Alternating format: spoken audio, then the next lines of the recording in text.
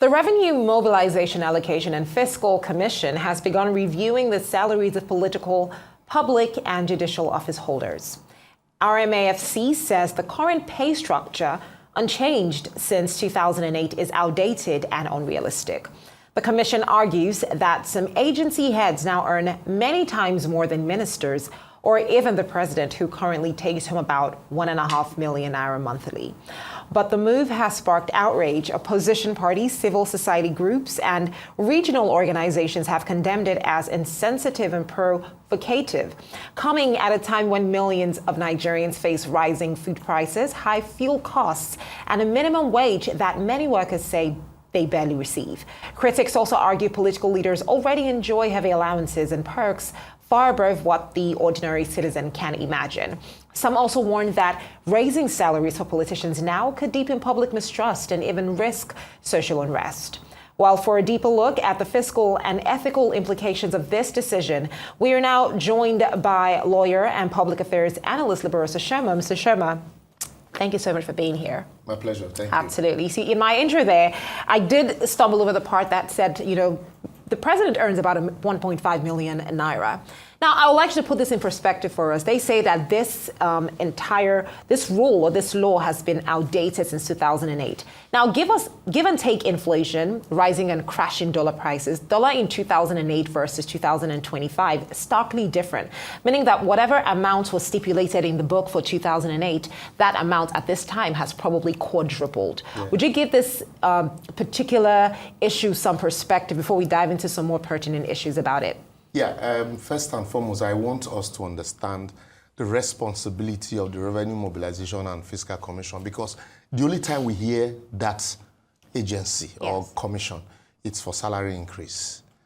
This agency, for public officials, government officials. This agency was set up by virtue of Decree 46 of 1989 and subsequently amended by Decree 98 of 1993.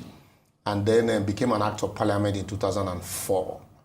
And apart from their responsibility mainly to review revenue and salaries of public official holders every 5 years, and then also to find innovative ways of streamlining government revenue, encouraging government revenue, and then also blocking fiscal irresponsibility, and then also track revenue allocation and sharing between the three tiers of government. The last time was in 2013 when they proposed 114% increase for public office holders, and there was hue and cry. Why? Because the government at that time introduced a twin policy that tightened the nozzle around the neck and the pocket of the average Nigerian worker. And then the president even appealed to Nigerians to bear. He understood that people were suffering, and that the suffering was a consequences of fallout of the twin policies he introduced on the day of inauguration, and that this was a gestation period. So which of course would be floating the naira and the fuel subsidy. Exactly. Yeah. So what it means is that everybody should tighten their belts, just like 1989 when the SAP was introduced, Structural Adjustment Program. So, but then you see government officials living as though we're in an economic boom. While the same people are telling us, look, this is an economic, crisis. So what now happens? The first thing was purchase of vehicles that we do not produce here. And then the Revenue Mobilization and Fiscal Commission came up with salary increase. And people were like, no, this is not only your responsibility, there are so many other responsibilities. At this stage, since that which affects the common man had been yanked off, what we also need to be discussing now is fiscal responsibility for workers, the government officials, and not recklessness. Even now coming to the issue of president's salary, the president does not even need that 1.5 million or 1.8 million. That's probably airtime. It's not even up to airtime.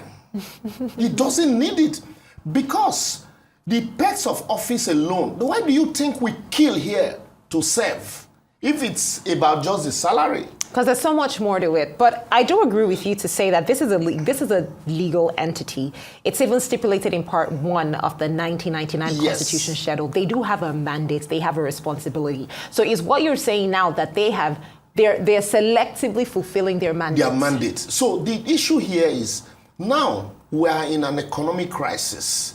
We need to save money or plug loopholes as much as we can, and not to just throw money at public officials. And now, with the call by Revenue Mobilization Chairman, the workers are now saying, even if you want to increase salaries, fantastic.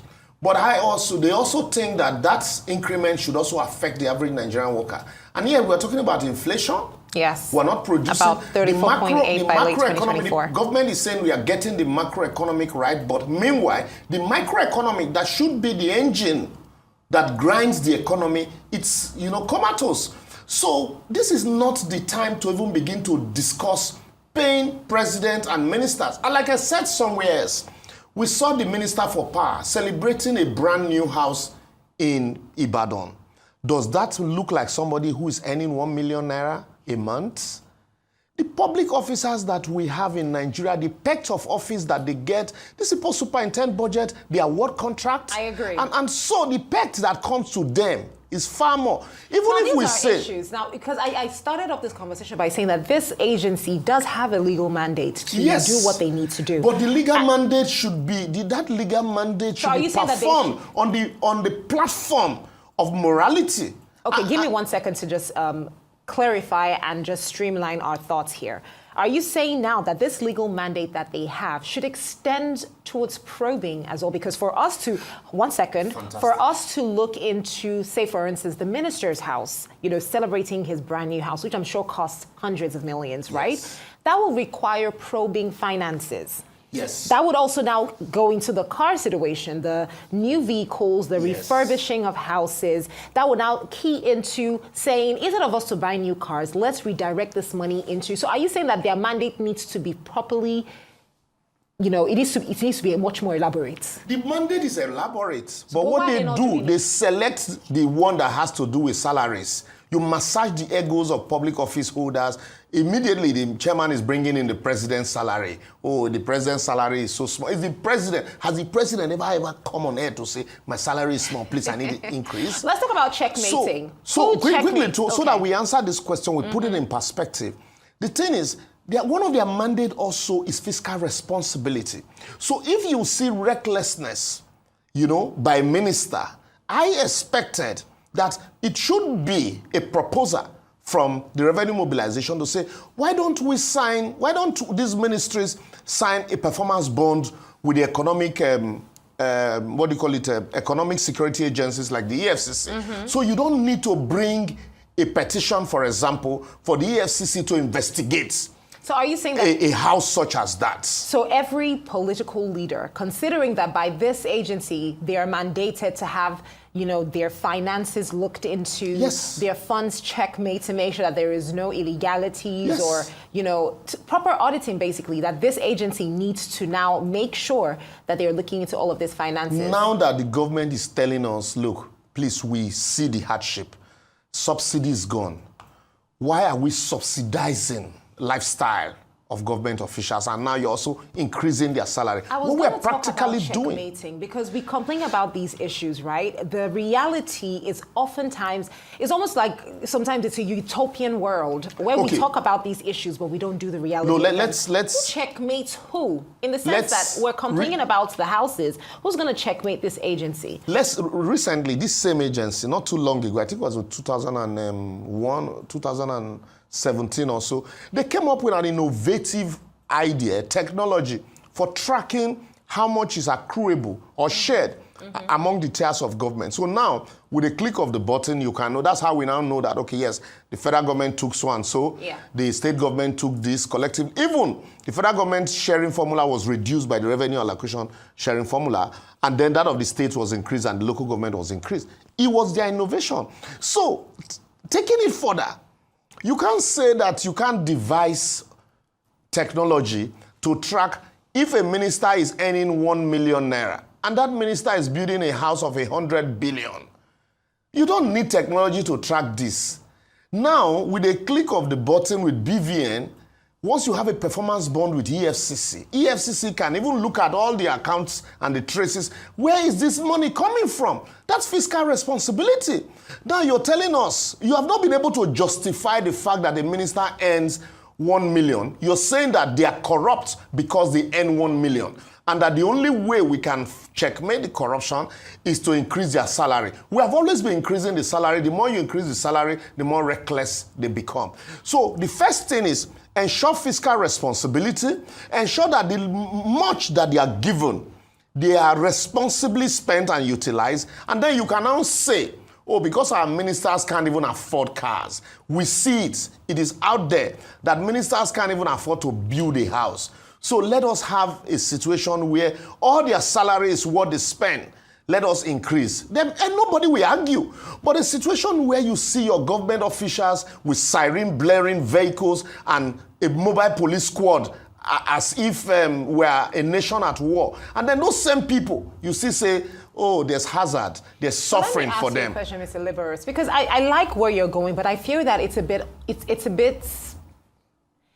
utopia. Yes, it's unrealistic. Because it is not. 1 minute, the agency we're talking about were selected by the people we currently have in power to lead. Am I correct? Yes. So they are earning, they have a job to do. Yes. So you're saying that they need to push to ensure that their bosses, in quotes, are properly checkmated. What is the reality of that? Why is this a commission? Independence with independence. Isn't INEC an independence commission? Well, the problem here. It's the way we operate in government. We operate as though once you are given an appointment for an agency that is independent, that you still need to kowtow to the whims and caprices of the man who appointed you. It's either you want to work or you don't want to work.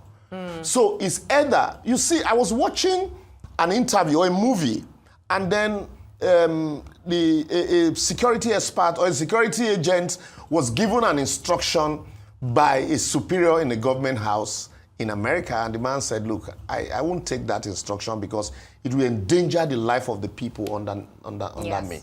And he said, look, you must listen to me. He said, I won't listen to you because I don't work for you, I work for the American people. We need to have that kind of mentality where our government officials would say, I don't work for the president, I work for the Nigerian people. It is only said in lip service. You see some senators who say, oh, we are doing this for the Nigerian people. But behind closed door, you now see that they are actually doing it for themselves. When you are doing this and the election is around the corner, the government is already, even though they have not delivered on the 2 years, the 2023 promised, they're already discussing 2027. Rather than being sober, because everybody is complaining. This is a time for sober reflection. Now, do you think... And not to begin to, behave as if there's so much money to share. There's so much to be celebrated. I couldn't agree with you more. We have over 130 million people living in stark poverty. It is scary. It is very scary. But do you think this will be better? Do you think, because we often have these conversations, comparisons about the lifestyle of our political leaders. Do you think it will be better if you could equate that to the average standard of living for Nigerians? Say, for instance, Nigerians could actually, every Nigerian, now not just some Nigerians, not just Nepo babies, not just a few elite people, every Nigerian could at least afford 3 square meals. Do you think that if that was the case, Nigerians would be less peeved when stories like this or agencies like this make such decisions? I'll give you another instance. In more advanced democracies, politicians earn high. They are not poor. But the people do not complain because the people, there are jobs. Yes. There are opportunities. That's why I talked about the macro and the microeconomics. Here in Nigeria, we are busy discussing the macroeconomics.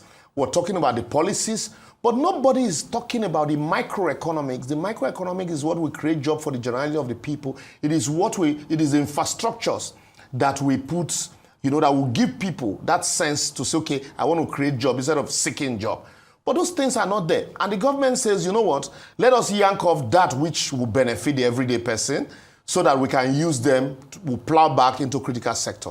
But yet, now that we need financial responsibility, fiscal responsibility, to say so that the excess also, we need to plow it back into critical sectors like health, and all of those basic amenities. We're saying, no, this much money that we are making, let us give it to those that already have. It is the height of outrageous display of irresponsibility. Mr. Loborous, Oshoma, thank you so much for your time on Newsday today.